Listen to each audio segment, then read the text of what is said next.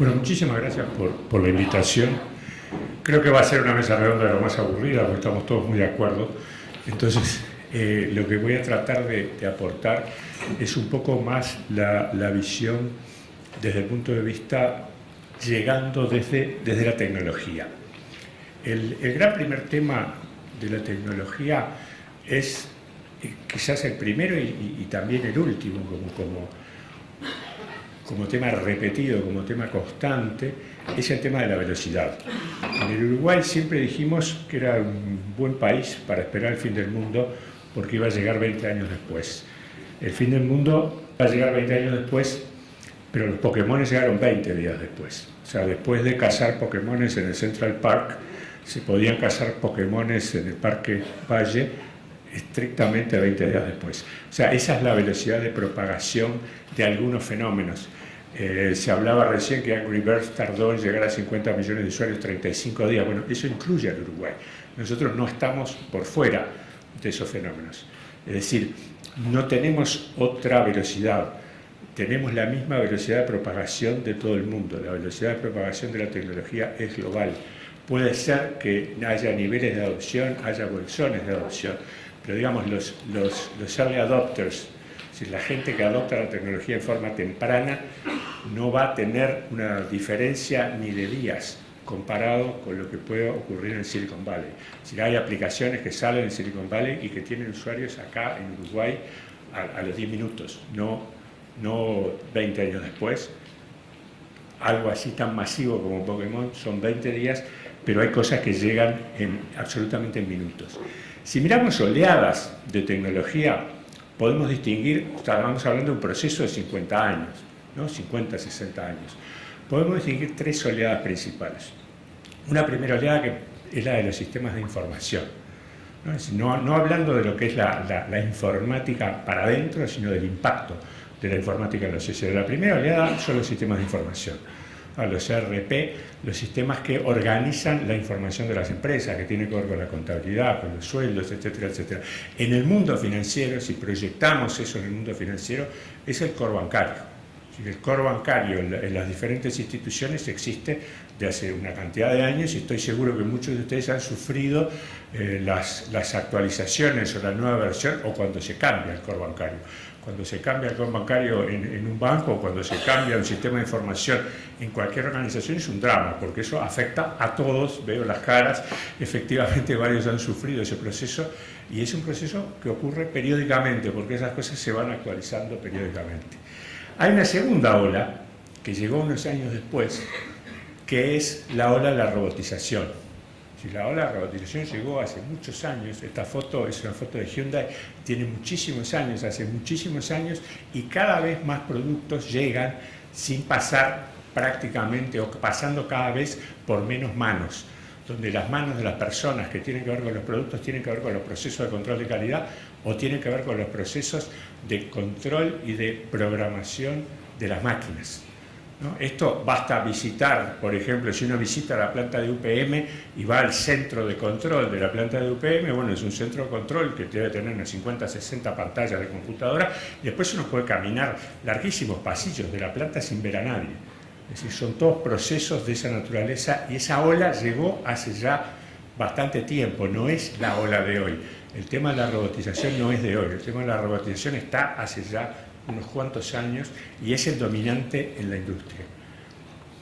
Hay una tercera ola, y en esta tercera ola podemos poner un ejemplo local, que es la ola donde lo que está en el centro no son ni los papeles ni las máquinas, sino que son los usuarios. El consumidor es el que está en el centro y se empiezan a construir aplicaciones alrededor de ese consumidor.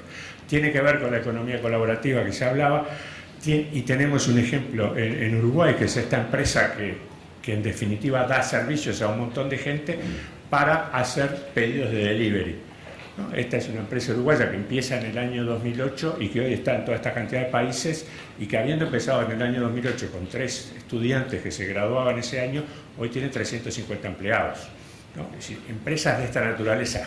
En este mundo está todo lo que es fintech, todo lo que son las aplicaciones que hoy muchos de nosotros utilizamos en el celular con el que nos comunicamos con el sistema financiero.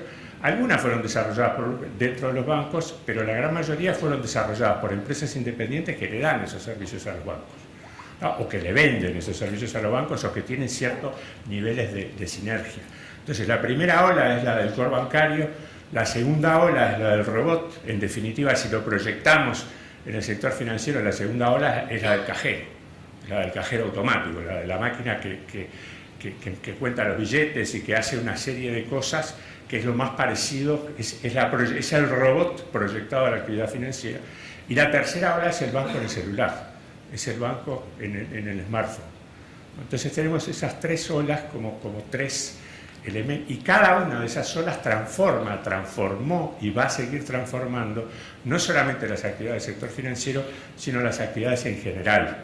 Es decir, en todos los sectores, absolutamente en todos los sectores, la gestión de la información, la parte administrativa, la parte de la producción y la parte de tener al usuario en el centro, y que sea el usuario el que esté tomando una cantidad de microdecisiones que tienen que ver ya no con lo que le ofrecen, sino con lo que él sale a buscar, porque maneja una oferta absolutamente rica y donde la experiencia del usuario se construye, se coloca en el centro. Si ustedes recordarán, en una época, algunos habrán pasado por ir a un curso de Excel, ¿no? Es decir, ir a un curso de una planilla electrónica, ir a un curso de Office, ir a un curso de operador PC. Hoy esa figura es una figura que dejó de existir. Digamos, cualquier pibe en la escuela, hoy en Uruguay o en cualquier otro país, en contacto con la informática, va a estar haciendo una cantidad de cosas incorporadas en forma automática o incorporadas en forma natural, porque las interfaces han sido construidas alrededor del usuario, y no como era antes, donde no teníamos esa posibilidad tecnológica de construir alrededor del usuario, sino que se construía la interfase y después se entrenaba al usuario, ¿no? Cuando uno tiene que usar un martillo, agarra el martillo y clava. Se pegarán los dedos algunas veces, pero en poco tiempo aprenderá. Hoy pasa lo mismo cuando queremos crear un documento compartido, yo que sé, usando Google Docs o cualquier otra de las plataformas. Los chicos aprenden eso sin que nadie se los enseñe, lo aprenden por ensayo y error, y yo casi que diría la palabra lo aprenden es quizá complicada, lo incorporan, ¿no? Y lo incorporan, y eso lo vemos hoy en primaria, lo vemos hoy en secundaria. Es decir, vemos que hay temas que dejan de existir. Y la tecnología es exitosa cuando deja de existir. Ese es el punto, cuando la empezamos a usar sin tener que pensar que estamos usando la tecnología. Entonces tenemos esas tres oleadas: la oleada de la información, la oleada de los robots, la oleada del usuario en el centro, la oleada, podríamos decir, del smartphone, de que todo lo podemos hacer desde el celular, desde comprar y que nos envíen las cosas a la casa, como pagar con una tarjeta de crédito o ver los estados en el banco, etcétera, etcétera. Pero esto sigue. El tema es la cuarta ola. La cuarta ola está empezando a construirse.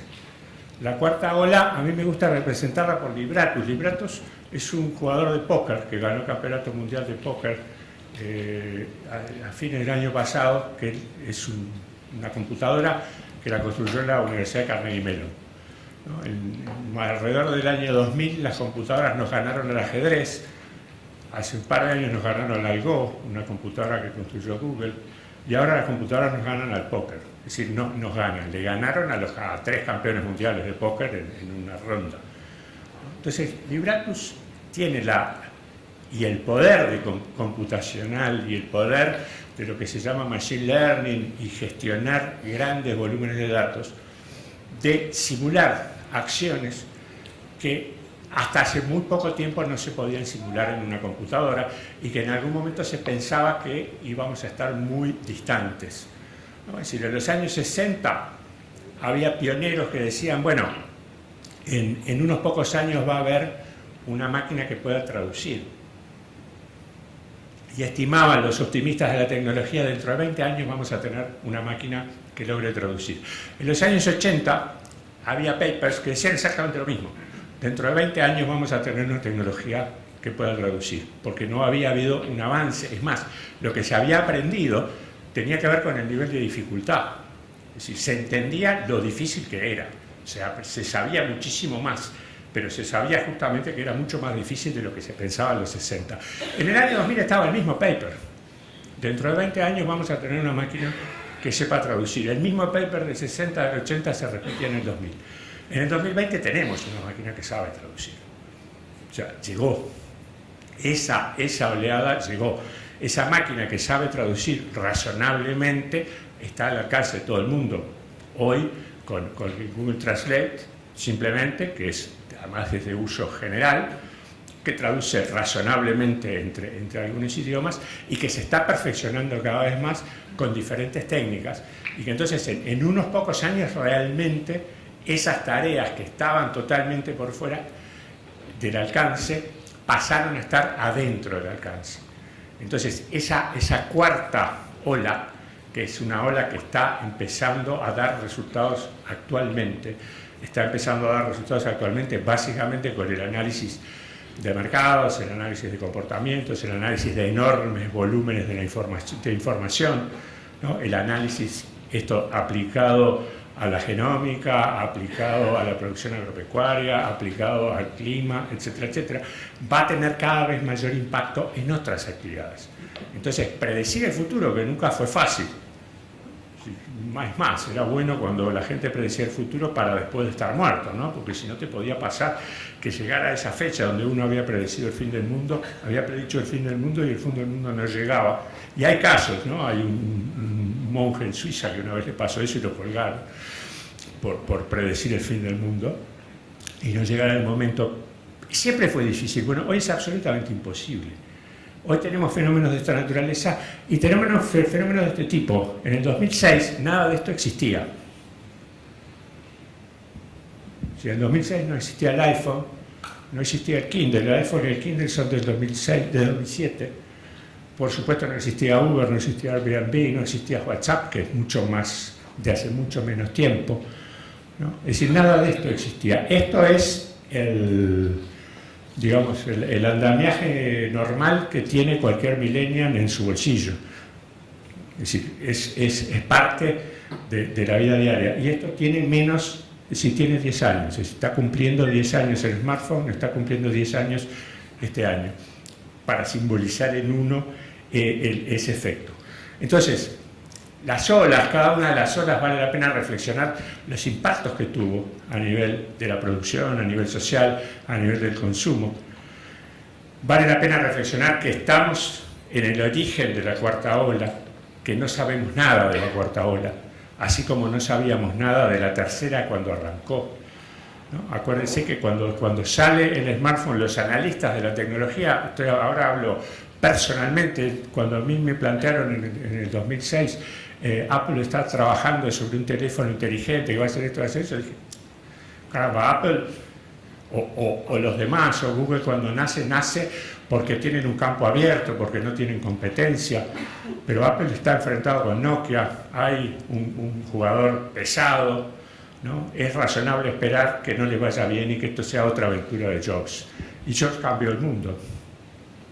Jobs cambió el mundo con el aparatito, Nokia no existe más como productor de teléfono, y ese enfrentamiento que parecía que estaba robado el partido, era como obvio que Apple no iba a poder contra Nokia, terminó con Nokia que hizo un relativamente buen negocio vendiéndole su negocio de celulares a Microsoft, ¿no? Que se sacó el clavo, pero en definitiva los movimientos son rápidos, las empresas suben y caen a alta velocidad. El mundo de la tecnología es un mundo de altísima velocidad.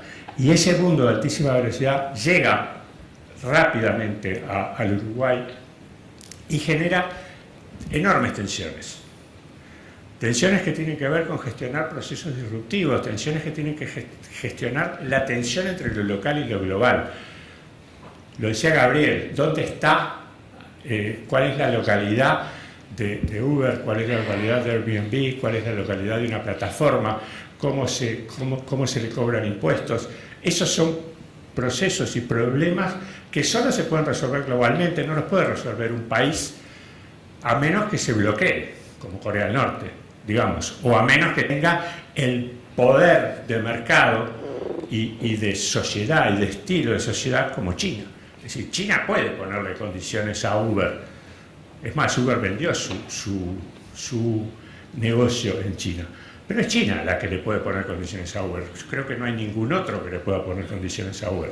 Es decir, en la India Uber compite con un operador local y le va ganando el operador local, pero compite en el mercado. Es decir, es muy difícil poner condiciones y es mucho más difícil poner condiciones cuando somos un mercadito muy chiquitito. Entonces esto, la tensión entre lo local y lo global, la tensión de la localización, la tensión de dónde se cobran los impuestos, de cómo se cobran los impuestos, el camino es mediante la cooperación internacional y eso no hay vuelta que darle y es un camino extremadamente difícil porque a los países les cuesta muchísimo cooperar en estos aspectos. Y el tema de la regulación requiere innovación, no podemos regular diciendo las actividades hay que equipararlas con la actividad a la cual disrumpen, porque no es la misma actividad, no es lo mismo. Si no es lo mismo llamar por teléfono al boliche de la esquina para pedir una mozzarella que entrar a pedidos ya, para poner un ejemplo local, fijarse qué fue lo último que uno pidió, apretar un botón y ya hacer el pedido y pagar por la tarjeta y eso saber que va a llegar. Entonces, no es la misma experiencia del usuario. Entonces, tratar de tener casillas, que son las casillas que se construyeron históricamente, porque las casillas no son naturales, son hijas de la tecnología vieja. Si tenemos las casillas de la tecnología vieja y tratamos de meter en esas casillas a la tecnología nueva, y estamos metiendo cuadrados adentro de círculos o círculos adentro de cuadrados, pero la tenemos que romper, si no, no va a entrar y no va a calzar. Entonces ahí tenemos un problema. El problema no es nuevo.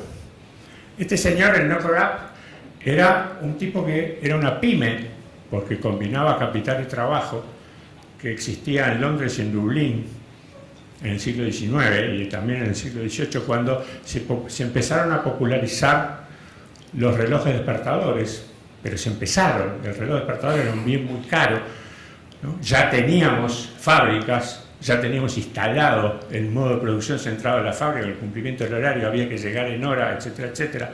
Y bueno, había que llegar en hora, había que despertarse.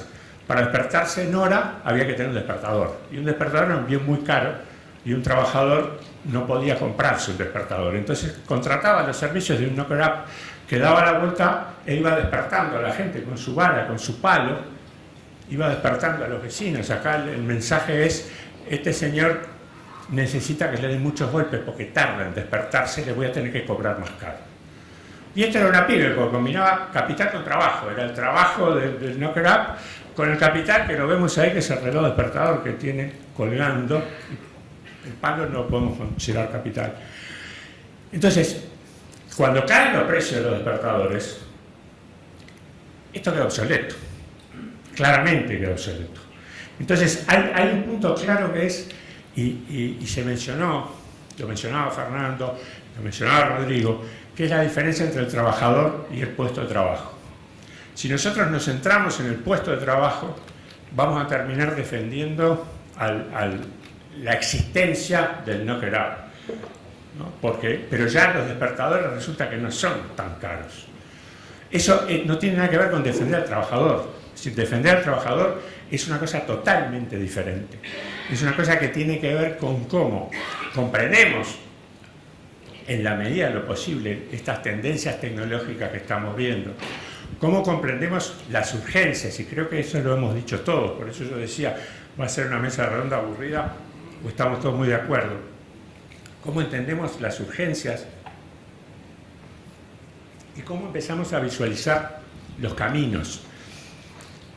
Un punto central es el tema de la capacitación, ¿no? Es el tema de la capacitación y es el tema de tener capacidades de prever o de anticipar cuáles son los puestos de trabajo que están siendo amenazados por la tecnología o por cualquier otro fenómeno, porque de repente están siendo amenazados por cambios en los mercados o por cambios en los balances de los precios internacionales de los productos. Es decir, por tener una anticipación, por decir, bueno, tal área está amenazada. Y si tal área está amenazada, tenemos que empezar a tomar medidas ya. Tenemos que empezar a tomar medidas con anticipación. tenemos que largar un programa de capacitación de los trabajadores. Yo voy a mencionar una sola, y esto no es estrictamente una provocación, pero me parece que es bastante obvia. Una cosa que está amenazada son los guardas de ómnibus. Está amenazado. El guarda de ómnibus es un proceso que no se le ve demasiado. Hoy por hoy, si uno viaja a cualquier otra ciudad del mundo, no se le ve cuál es el valor que agrega. Entonces, eso es, podríamos decir, eso es un proceso que más o menos sabemos cómo va a terminar. Entonces, podemos tomar medidas hoy, podemos lanzar programas hoy, podemos empezar a armar, podemos utilizar mucho mejor instrumentos como el INEFOP. Yo creo que sí. Yo creo que podemos hacer programas de ese tipo, que los podemos empezar a plantear hoy y entonces ir anticipando esa clase de temas. Entonces creo que ahí hay un rol que es muy importante. Así que no es decir, la tecnología no nos va a llegar, o vamos a sacar un decreto de manera de prohibir que llegue tal o cual. La tecnología va a llegar igual, no hay vuelta, siempre llegó. ¿No? Y además no podemos cerrar todo, no podemos construir una enorme jaula de Faraday para que no entren las ondas electromagnéticas del exterior y cortar toda la fibra que tanto trabajo nos dio para conectarnos, para evitar que lleguen estas cosas. Van a llegar de todas formas, no hay vuelta. Entonces, el tema es tratar de anticipar, tener una acción, trabajar activamente para detectar los puntos que probablemente sean problemáticos en el corto y en el mediano plazo y empezar a tomar acciones preventivas. Entonces, capacitación me parece que es lo más importante. Acá se mencionó y se habló muchísimo sobre educación, sobre la necesidad del acceso a la educación terciaria para todos, y eso comparto absolutamente. Creo que hay algunas cosas que se están haciendo, que todo lo que está haciendo el Plan Ceibal es muy importante en este sentido, que hay instituciones, así como el smartphone cumple 10 años este año, hay 3 instituciones nuevas que también cumplen 10 años este año, que son el Plan Ceibal, AGESIC y la ANI, la Agencia Nacional de Investigación e Innovación, que están trabajando activamente en estos temas, en esta dirección, que lo estamos haciendo además en forma bastante coordinada. Entonces, esa tarea de anticipar y empezar a armar estrategias de defensa, estrategias de reconversión laboral y todo el tema de educación que se venía planteando. Pensar en el futuro no es pensar en el futuro, es pensar en las decisiones que tomamos hoy. Las decisiones que tomamos hoy son las que van a tener un impacto. Las decisiones que en el futuro las van a tomar otros, seguramente, y de repente se acuerdan de nosotros cuando las toman, para bien o para mal. Gracias.